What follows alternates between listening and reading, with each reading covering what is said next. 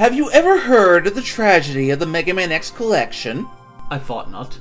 It is not a story that Capcom would tell you. In fact, I can tell you that I was there on the Mega Man Network forums at the time. The original Mega Man series had gotten its own anniversary collection. One was planned for the Game Boy Advance that never saw the light of day, but fans wanted an X collection. In mid-2005, we discovered that one was in the works. I had to track down information since it's been so long, but I was directed to a blog post of Proto Dude's Rockman Corner which recounted the story. The fans were asked to pitch in and see what extras they would like added to the Mega Man X collection, which was due to be released for the PlayStation 2 and GameCube. It would contain Mega Man X 1 through 6. X7 and X8 would not be included because they were still available on PlayStation 2. And as I think everybody knows by now, the X series was seen as in a bit of a rut. So Capcom sought to improve that, and they were taking fan suggestions for the collection. Flooded with ideas, Capcom asked the Mega Man Network to personally handpick the good requests from the bad, and the top suggestions were picked. Remixed soundtracks for Mega Man X1 and 2.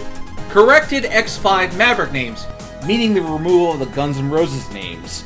Revised script for X6, intended to rid the title of infamous English and inconsistencies. All new English vocal tracks for X4 and X6 courtesy of Ocean Group, the team behind the acclaimed voices of X8 and Command Mission. Fans were excited. It sounded like a lot more effort was going into this collection than the Mega Man Anniversary Collection. A chance to replace the loathed dub of X4 with fan-favorite actors Mark Gaffa and Lucas Gilbertson? Sign me up! Unfortunately, as release date loomed, people discovered that these extras were not included in the collection. An old editorial from the Mega Man Network goes into it, and I quote, "We've been told that all the extras promised were, in fact, completed. X1 and X2's music were remixed. X4 had the voices redubbed, and X6 had the script revised, retranslated, and was dubbed in English. So why then, if this stuff was done, did it not make it into the collection?" The answer is pretty simple. Kaiji Inafune and Irregular Hunter X, called Maverick Hunter X in English. But how could one man in one game affect the outcome of an entire collection? It's rather easy, especially if said man is the mastermind behind the entire X series, and in a high up position at Capcom.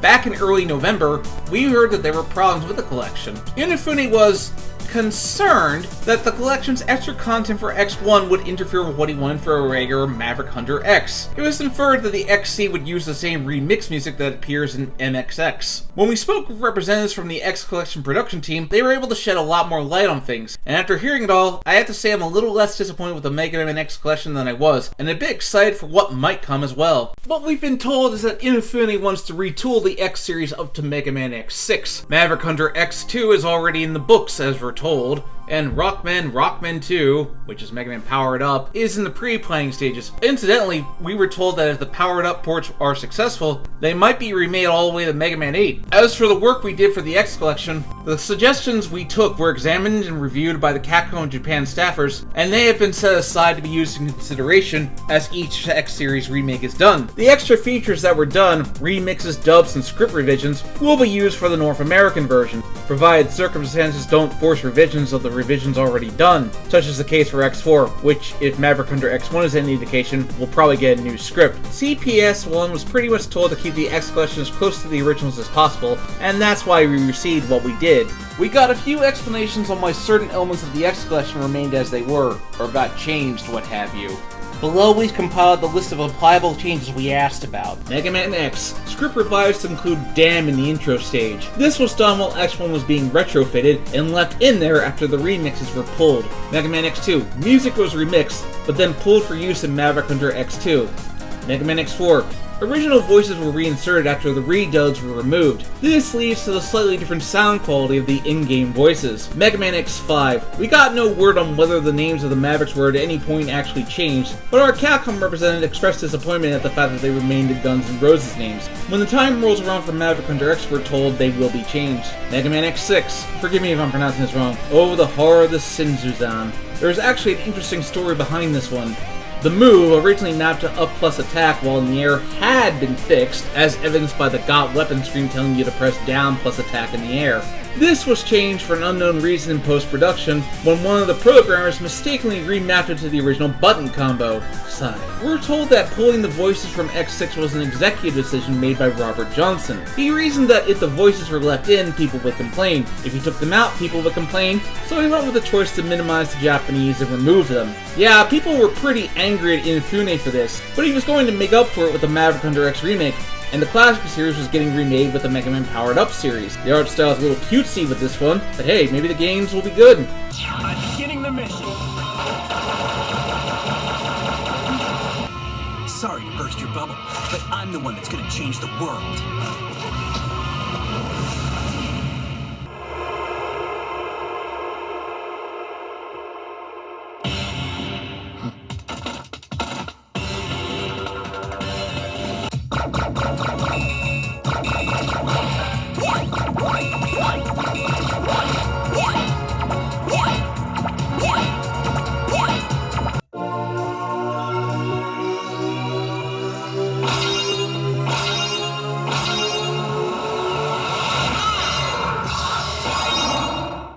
Oh man, these games have so much content! Voice acting in Maverick Hunter X and Powered Up. The ability to play as Vile.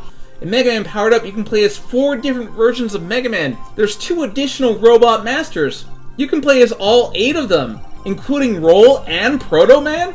This is just fantastic. I can't wait for remakes of the sequels. Unfortunately, it was not to be, as due to launching on the PlayStation Portable, sales were very poor, so neither remake got a follow-up, and neither game has been re-released since. I had to use an emulator to record them, so ultimately we were left with extra content that we may never see. Although Lucas Gilbertson has since said that no such recording ever took place for X4 and X6, though he did do his own take on the infamous "What Am I Fighting For" scene. The non-Guns N' Roses names for X5 were eventually used in the Mega Man X Legacy Collection, released 12 years later, and I've heard some of the X2 remixes have popped up in other projects, but can't be sure. Ultimately, it was an early sign of things to come with Inafune, as he went on to make Mighty No. 9, and we all know how that turned out, and then recently came out of hiding to shill NFTs. I guess Kamiya was right. He's a businessman, not a creator. Thanks for watching. If you like this video, please hit that bell, like, and subscribe button. If you want to support what I do, check out my Patreon or join my Discord, which are provided in the description below. See you next time.